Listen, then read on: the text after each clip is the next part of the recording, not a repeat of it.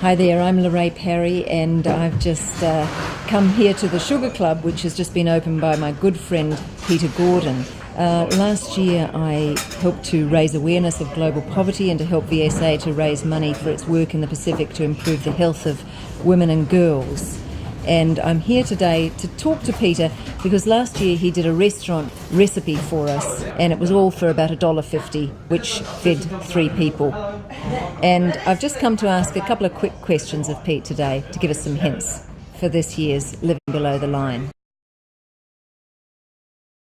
You've travelled a lot, Pete, and is there anywhere on your travels where you've been that you've been really struck by what people who have no money, who live on less than $1 a day, have to eat and how they manage on so little?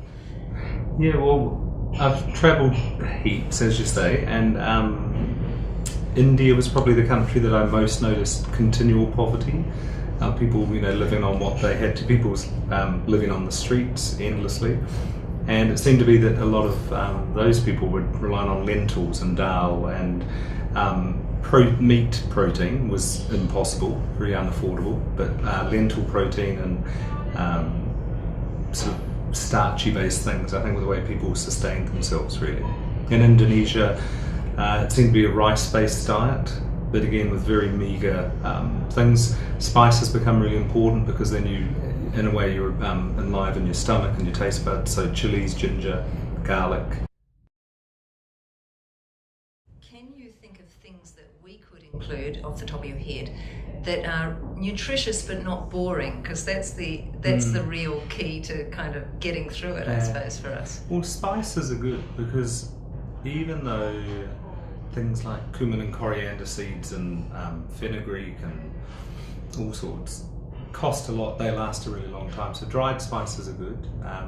Kumara is really good because it's got a good amount of carbohydrate and sweetness, so it goes really well with stuff. And if you roast it, you get a nice caramel flavour as opposed to just a plain potato. A bag of flour is quite useful. You can make all sorts of things with flour. You can just add a bit of milk and make a pancake and just slice some bananas into it or apples. You can make your own bread really cheaply, actually. So buy a packet of yeast, which is pretty inexpensive, and a loaf tin, you'll be fine. Carbos are good because your body needs them to sustain itself. And then all the pulses, beans, lentils, all sorts of stuff are really good because in combination, I think it's lentils and beans, they add it works as a type of protein, so it helps your muscle tissue keep going on.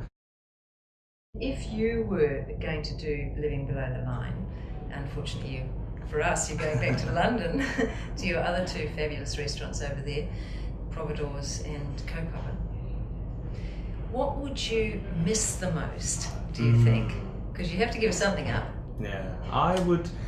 Well, I love coffee, but I really love tea, and even a tea bag, a cheap tea bag, is pretty cheap, and I'd go through 3 of those that's probably just 10 cents or something.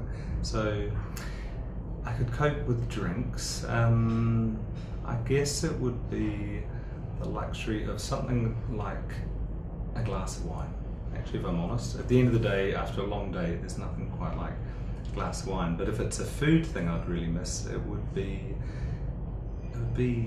pork or duck or lamb, which is expensive, in comparison to other things, so that's what I'd miss. Great. Well, thank you so much for being involved with us once again on Living Below the Line. It's fantastic. Good luck. Best of luck with this fantastic restaurant, the Sugar Club, the Sky City Centre in Auckland.